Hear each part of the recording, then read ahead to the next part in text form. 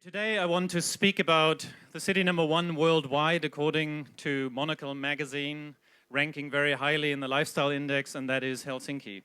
In the language of the people of Helsinki, I would ask you, missä se on? And that means, where is it? Does anyone have any idea where Helsinki is? Sweden, Switzerland? Which one was in Scandinavia again? Okay. It is Finland. It is the capital city of Finland. Now, the second question would obviously be, where's Finland? It's very far away from here. It is 16,000 kilometers away from here, has quite harsh winters, can be down to minus 20 degrees, but also up to plus 30, I believe, in the summer sometimes. I've lived there for 2 years, I actually seen it. And it's also the only place I know that thinks the Germans are too relaxed. So believe me, I've spent 2 years there, and they sometimes thought I was a bit of a hippie. So I really appreciate that. I also appreciated the darkness and the brightness. So many people, when they hear that I've lived in Finland, they say, oh, no, isn't it terrible darkness? And yes, it is a bit hard to get used to when the sun doesn't rise until 11 and it sets at 3. But on the other hand, you have summers, and that does the opposite. So we have something that are called the white nights, and that is not, continuous cocaine consumption. That is actually very bright days. 20 hours of daylight where you can do anything. You can go outdoors, be in the nature, and have a lovely summer. And I know some Finns are actually in the audience and can testify to that. They can also testify to the fact that Finnish is a beautiful language. It is very cute, and I'll teach you 3 things beyond the missä se on, and that is 1, 2, 3. And I'm just going to divide you up in 3 segments. The first says yksi, second says kaksi, and the third says kolme, okay? Go.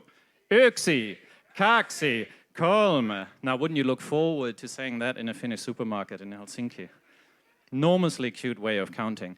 Another beautiful aspect to Helsinki is the marvelous architecture. So this man here is Alvar Aalto, I bet it's a drawing of him.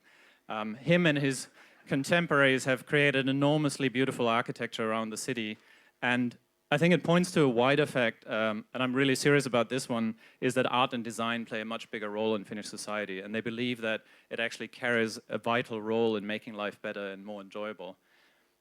The second reason why there's so many beautiful pieces of architecture in Helsinki is that city planning is actually decoupled from politics. So no politician can gain anything from approving or disapproving a tunnel or building a road or not building a road, but famously the planning director does not have a license to drive a car.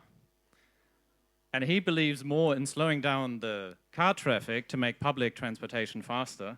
And there's about 8% of the daily commute happens via a bike, and they want to raise it to 15. And now thinking of Alan Jones, what kind of a field day he would have with a planning director of Sydney that says these things.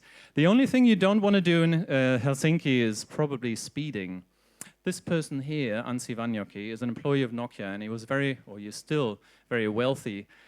He was caught speeding, and because he earns quite a lot of money, he was fined the sum of 116,000 euros for going 25 kilometers over the speed limit. Now, wouldn't you say that's a fair go for all? I mean, that's normally what Australians think, right? But Finnish people say, like, if you earn a lot, here's a hefty fine, This is a fair fine for all, better to say. And a fair go for all also means that education is free. And if you go to, if you go to school in Helsinki, you have a very, very high chance of being among the top 5% of students worldwide, and state and private schools are not allowed to charge any fees for that, which is an amazing feat. Now, the last thing I want to compare is 2 ways of enjoying the heat. The most Australian ways of enjoying the heat is obviously going to the beach. The most Finnish way is to go to sauna, which is nice. It's essentially sitting in a big wooden box and sweating a lot, and you're not alone and you're naked. Which is very, very healthy, and also because there's no sharks and no sunburn. That is really my last reason why I wanted to convince you that Sydney should be more like Helsinki. Let me summarize the 6. They are that, number 1, it has very bright summers, it has a very cute language, it has great architecture, city planning with foresight, fair go for all, and very, very safe saunas. So please join me in my petition for next year, 2013, to be the year of calling Sydney Helsinki. Thank you. It's been awesome. Enjoy the other speakers. Thank you, Tim Buesing.